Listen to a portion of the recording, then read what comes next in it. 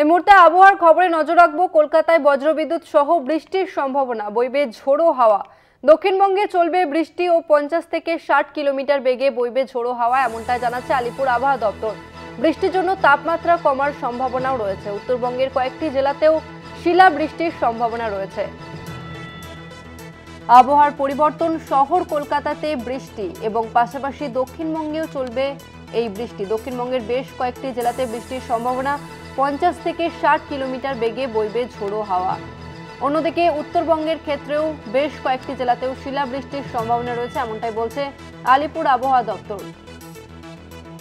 কলকাতায় বজ্রবিদ্যুৎ সহ বৃষ্টির সম্ভাবনা রয়েছে, বইবে ঝোড়ো হাওয়া। অন্যদিকে দক্ষিণবঙ্গের একাধিক জেলাতেও বৃষ্টির সম্ভাবনা রয়েছে, সেখানেও 50 থেকে 60 কিলোমিটার গতিবেগে বইবে ঝোড়ো হাওয়া।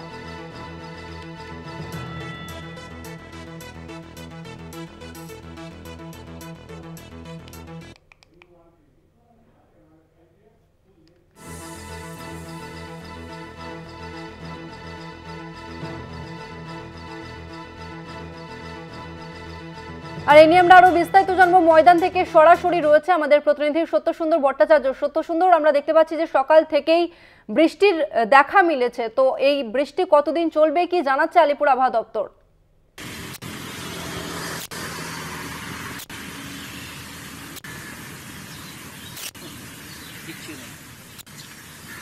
দেখো, শহর কলকাতা এবং সংলগ্ন জেলাগুলিতে ঝড় বৃষ্টির পূর্বাভাসের কথা ইতিমধ্যেই জানিয়েছে আলিপুর আবহাওয়া দফতর। ঝোড়ো হাওয়া বইতে পারে। এছাড়া উত্তরবঙ্গের মূলত যে জেলাগুলো রয়েছে তার মধ্যে কালিম্পং, আলিপুরদুয়ার, মালদহ এবং দক্ষিণ দিনাজপুর, এই 4টি জেলাতে কিন্তু ঝোড়ো হাওয়া সেই সঙ্গে শিলাবৃষ্টিরও সম্ভাবনার কথা জানিয়েছে হাওয়া অফিস।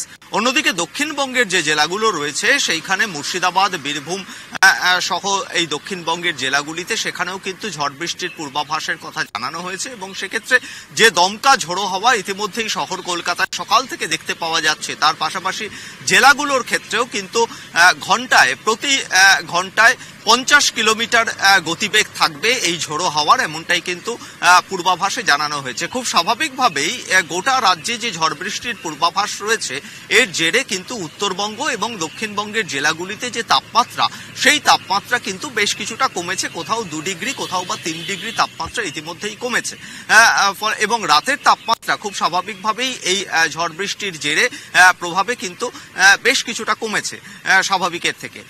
যেটা গতকালের সর্বনিম্ন তাপমাত্রা ছিল 21.1 ডিগ্রি সেলসিয়াস, সেটা কিন্তু স্বাভাবিকের থেকে 3 ডিগ্রি কম। এছাড়া গতকাল আলিপুর আবহাওয়া দফতরের সূত্রে যেটা জানা যাচ্ছে, সেখানে কিন্তু গতকাল সর্বোচ্চ তাপমাত্রা যেটা ছিল সেটাও কিন্তু স্বাভাবিকের থেকে প্রায় 2 ডিগ্রি কম। ফলে সব মিলিয়ে বলতে গেলে যে ঝড় বৃষ্টির পূর্বাভাস যেরকম রয়েছে, এর জেরে তোমাকে বলবো যে আজকে কিন্তু শহর কলকাতায় IPL এর উদ্বোধনী ম্যাচ রয়েছে। ফলে সেই জায়গায় দাঁড়িয়ে বৃষ্টি কি কোথাও গিয়ে একটা বাধা হয়ে দাঁড়াতে পারে, সেই আশঙ্কাও কিন্তু যথেষ্ট রয়েছে। কেননা আলিপুর আবহাওয়া দপ্তর যে পূর্বাভাসের কথা জানিয়েছে তাতে দমকা ঝোড়ো হওয়া, সেই সঙ্গে যে হালকা মাঝারি বৃষ্টিপাতের কথা জানানো হয়েছে, সম্ভাবনার কথা, তার জেরে ম্যাচ কোনোভাবে বিঘ্নিত হবে কিনা সেই আশঙ্কা যেরকম রয়েছে। ফলে সেই সার্বিক প্রস্তুতিও রাখা হয়েছে।